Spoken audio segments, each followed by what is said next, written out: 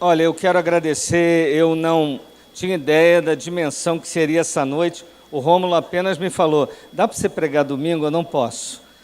E foi um prazer enorme, porque essa igreja foi a igreja que eu fui ordenado em 1998, 29 de novembro. Aprove a Deus que a minha filha nascesse 2 anos depois, 29 de novembro de 2000. Então, toda vez que ela faz aniversário, eu lembro da minha ordenação. Irmãos aqui que eu fui pastor, queridos aqui que eu conheço há muitos anos, irmãos aqui da comunidade. Então, é um privilégio estar aqui com vocês.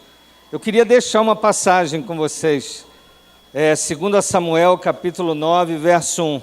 Eu sei que esse encontro tem por objetivo também conectar gerações. A ideia é mostrar que uma geração vai passando uma após a outra e Deus continua a ser o Deus de todas as gerações.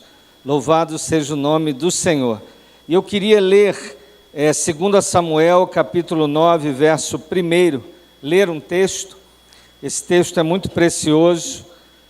Diz a palavra de Deus assim: Disse Davi: resta ainda porventura alguém da casa de Saul, para que use eu de bondade para com ele, por amor de Jonatas. Feche seus olhos agora, vamos orar ao Senhor. Deus amado e querido, santo privilégio, ouvir a Tua palavra, orar a Tua palavra e agora abrir a Tua palavra para meditar. Fala ao nosso coração agora. Tem misericórdia de nós. Nós chamamos, Senhor. Nós chamamos mais do que tudo. E se porventura o nosso amor se desvia na jornada, obrigado por trazê-lo de volta. Graças te damos em nome de Jesus. Amém. Meus irmãos, Davi ele estava num momento da vida dele muito confortável. E ele poderia simplesmente continuar aquele momento. Ele já tinha feito, a vida de Davi já tinha virado canção. Mas aprove Davi tomar uma atitude inesperada. E o capítulo 9 fala disso que Davi fez. Davi resolve ir a um lugar que ele não precisava ir, para lembrar de pessoas que ele não precisava lembrar, visto que ele está indo na casa de Saul. Os que têm pouca familiaridade com a Bíblia sabem que Saul, ao longo da sua vida e até no último instante da sua vida, queria tirar a vida de Davi. Mas Davi resolve ir a este lugar, que mesmo não trazendo boas memórias, para abençoar. Chegando lá, ele vai abençoar um homem chamado Mefibosete, ele vai abençoá-lo, ele vai tratá-lo de uma maneira ímpar, e esse capítulo 9, a doutrina que salta dele é a doutrina da graça. E essa doutrina é muito cara, principalmente para a igreja que pensa em se conectar, uma igreja que pensa em gerações. Enquanto eu estava louvando ali, eu não tive como não lembrar de Lutero. De verdade, eu fiquei pensando que aquele homem não tinha ideia. E antes de Lutero, nós poderíamos pensar em outros ingleses, William Tyler, outros que foram queimados, homens que traduziram, se esforçaram para colocar a Bíblia na nossa língua, gente que pagou um alto preço para que hoje a gente desfrutasse de momentos como esse. Irmãos que saíram desbravando o mundo, missionários que chegaram aqui, pastores que passaram pela história das igrejas. Que coisa preciosa, amém, queridos? Eu sou um devedor à igreja, eu não falo mal da igreja, eu amo a igreja, eu tenho um carinho pela igreja profundo. Eu vivi uma experiência muito forte uma vez. Eu tenho um amigo, a mãe dele, infelizmente, era uma prostituta. E quando ela faleceu, ele ligou para mim e falou: Glauto, você poderia fazer o momento fúnebre lá no cemitério da minha mãe? E eu falei, claro. Chegando lá, ele estava com... Ele mais umas 8, 9 pessoas. Estávamos velando ali uma mulher e ele deu uma honra àquele momento. Enterrou a mãe dele num cemitério diríamos, foi um enterro caro. Ele fez tudo o que pôde, quando ela estava viva e no momento da morte dela. Infelizmente, ela trilhou um caminho contrário. E pela graça de Deus, ele foi alcançado pelo Evangelho. Mas naquele instante eu lembrei de uma frase também de Lutero. Ele dizia, as pessoas xingavam a igreja às vezes, falavam mal, e ele falava, ela é uma prostituta, mas é a minha mãe. Essa expressão denota o que a igreja representa na vida de um homem e de uma mulher que conhece o Evangelho, de gente que frequenta culto, de gente que tem a Bíblia. E tudo isso, irmãos, se a gente olhar no fundo, tem a ver com aliança, tem a ver com pacto. O que eu e você estamos fazendo aqui vai reverberar em outras gerações. Os nossos irmãos do passado, o que eles fizeram, muitos deles nos trouxeram aqui. Então preste atenção agora. Davi, ele havia feito um pacto com Jonas, lá em 1 Samuel capítulo 18, ele fez um pacto com Jonas, como um soldado junto com o outro, falando, olha, se um de nós morrer, o outro cuida da família quando voltar para o país de origem. Eu só sei que esse pacto Davi não esqueceu. Jonatas morreu, Davi cresceu, desenvolveu, se tornou rei, está agora no lugar de honra, mas ele lembrou dessa aliança. E aí ele toma a iniciativa de ir lá, na casa de Jonatas, para abençoar a sua família. Deixa eu dizer uma coisa para vocês. O nosso Deus, o Pai, o Filho e o Espírito Santo, eles fizeram uma aliança na eternidade. E sabe por que eu e você fomos salvos pelo Senhor? Porque Deus fez um pacto, e esse pacto não pode ser rompido. O alvo da graça de Deus que fomos nós aqui, tem a ver com esse pacto que Ele fez na eternidade. É por isso que a igreja, ela não será destruída, ela não vai acabar, porque a aliança não é entre eu e Deus, é entre a Trindade. E quem pode romper essa aliança que Deus fez com Ele mesmo? Então, a atitude de Davi aponta para essa aliança de Deus. Mas há uma outra coisa bonita no texto, é que o alvo da aliança é um homem aleijado das duas pernas. Um homem que não tinha nada a oferecer, não tinha posse. Um homem que materialmente não tinha nada, emocionalmente ele fica assustado com a presença, inclusive de Davi. Ele fala, o que você quer com um cão morto? Mas aqui é a grande questão. Davi é rei, mas Davi tem como alvo um pecador, uma pessoa carente. Davi está aqui imitando Deus. Nós, como os homens e mulheres de Deus, como a igreja do Senhor, a gente não pode esquecer que nós devemos imitar a Deus. E Deus, mesmo cheio de glória, de majestade, de poder, Ele veio na minha e na sua direção. Quem somos nós, irmãos? O que a gente acrescenta a Deus? Ele é dono do ouro, da prata, tem todo o poder, mas Ele resolveu ser meu Pai. Deus resolveu ser seu Pai. Quem vocês acham que tem que ter mais gratidão a Deus? Um filho natural ou um filho adotivo?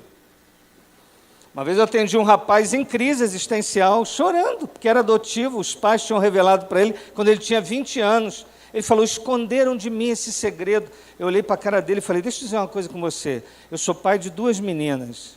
Sabe como é que aconteceu no dia que elas nasceram? Trouxeram para a gente e disseram, aqui sua filha. Me mostrou. Uma fez um biquinho na hora até, não sabia o que aguardava ela. Aí me apresentaram e falaram, é a sua filha. Eu não pude no berçário falar, não, eu queria aquele ali. Dá para trocar, não? Filho natural a gente pega. Depois a gente tem que adotar. Quero lembrar aqui que quem não adotou o filho ainda, é porque teu coração ainda não se converteu à paternidade ou à maternidade. Mas olha a diferença de um filho adotado. Não é alguém trazendo para você e falando, é seu. É você indo num lugar com 400, 300 crianças e falando assim, aquele ali. Eu me lembro quando fui visitar um orfanato aqui que tinha na Ponta da Fruta, tinha um rapaz todo queimado, um adolescente. Ele passou pela gente rápido, eu perguntei quem é. Ah, ele sempre sai rápido assim porque ele sabe que ninguém vai escolhê-lo. Mas o Deus da Bíblia, Ele olhou para você. Eu não sei onde você estava naquele dia. Eu sei que Ele olhou para mim dia 12 de outubro de 1991 e falou: é você. No orfanato desse mundo, Deus me escolheu. Assim foi Davi, lá naquela região, por causa de uma aliança que ele fez com Jonathan. E falou: eu quero abençoar Mefibosete. E aí, para terminar, o rei fez um convite. Aqui para mim é o encantador do cristianismo. Quem somos nós? Tem gente aqui que nunca foi convidado para nada, não é verdade? Nem churrasco da faculdade. Tem gente aqui que é chata. Não tem gente chata? Não levanta a mão não, mas tem gente que é difícil. Não, tem gente que você não aparece na lista de aniversário de ninguém. O cara bola, não chama fulano, não chama não, deixa para o próximo. Mas deixa eu contar uma coisa para você. Você tem noção o que é você não realizar muitas coisas neste mundo? É verdade. Tem coisas que a gente anseia, mas a gente não vai experimentar. Mas sabe o que é o rei te convidar? Davi falou: Mefibosete, a partir de hoje você vai comer aqui na minha mesa. Olha que privilégio para aquele homem. Ele estava com medo de morrer, ele falou: será que esse homem veio se vingar de mim? Eu quero matar todo mundo da família de Saul. Não, ele está usando graça, e essa graça é tão absurda, coloca ele à mesa para comer. Meus irmãos, muitos virão do Oriente e do Ocidente e se assentarão à mesa com Abraão, Isaque, Jacó. Nós vamos estar entre estes que vão cear com o Senhor por toda a eternidade. Olha que privilégio glorioso, Deus nos colocando à mesa. Eu conquistei isso? Não, eu fui conquistado para isso. Ele é que veio na minha direção. A graça de Deus e o convite do rei.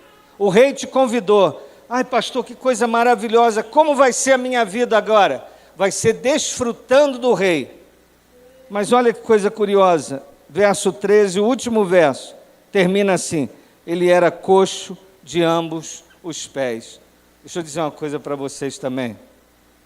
Eu fui alvo da graça. Eu fui escolhido por Deus. Eu estou sentado à mesa já desfrutando das bênçãos de Deus. Mas muitas coisas nessa vida não serão resolvidas. Há dores, divórcios, abandonos, tristezas que vão ser companheiras suas de jornada. É verdade, há dramas na vida. Me lembro de um homem, quando se converteu, chegou para mim: pastor, eu estou no meu 5º casamento, aos 65 anos de idade. Pastor, e como é que vai ser a minha vida daqui para frente? Eu falei: você vai pedir perdão pelo seu desprezo pela família, você vai se humilhar diante do Senhor, mas eu preciso dizer para você, algumas coisas não são corrigidas. Ou seja, você vai continuar coxo de ambos os pés, mas você vai estar à mesa do rei. Você vai experimentar graça, você vai experimentar uma paz que excede a todo entendimento. O amor de Deus é mais poderoso do que as dores que a vida te proporcionou.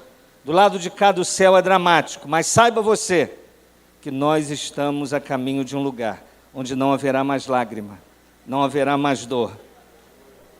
Todos os psicólogos e psicanalistas ficarão desempregados, se há alguém aqui.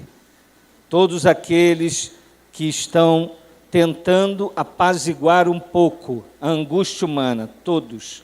Mas nós, irmãos, não temos ideia, porque nem olhos viram, nem ouvidos ouviram e jamais subiu ao coração humano que Deus tem preparados para todos aqueles que o amam.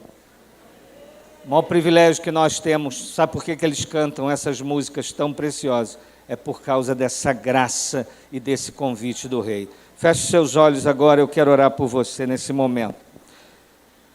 Será que todos aqui já conhecem essa graça? Será que você crê no Senhor? Será que você já entregou a sua vida a Cristo? A minha esposa já entregou a vida a Cristo. Eu perguntei: você já entregou a sua vida a Jesus Cristo? Você confessou Jesus como Senhor e Salvador? Você de verdade está desfrutando dessa mesa, está assentado à mesa com o Rei? Que o Senhor Jesus, misericordiosamente, possa abrir o seu coração, possa tirar esse coração de pedra e colocar um coração de carne, possa verdadeiramente dar a você o privilégio de ser chamado filho de Deus. Senhor, em nome de Jesus, Houve a oração deste que se arrepende agora, mas houve a oração do seu filho agora, que agradece pelo privilégio de estar assentado à mesa do Rei. A ti toda a glória, toda a honra e todo louvor, em nome de Jesus, amém. Amém. Deus abençoe. Eu também corri que eu tenho que pregar em outra igreja agora. Já impetrar? Vou impetrar a bênção logo, o pastor vai embora, vamos aproveitar. Aleluia. E que a graça maravilhosa de Jesus Cristo, o amor de Deus incomparável, a consolação e o batismo do Espírito, seja com todos os amados aqui, que estão sentados à mesa do Rei, desfrutando da presença de Jesus, reunidos aqui, espalhados pela face da terra, hoje e sempre, em nome de Jesus, amém.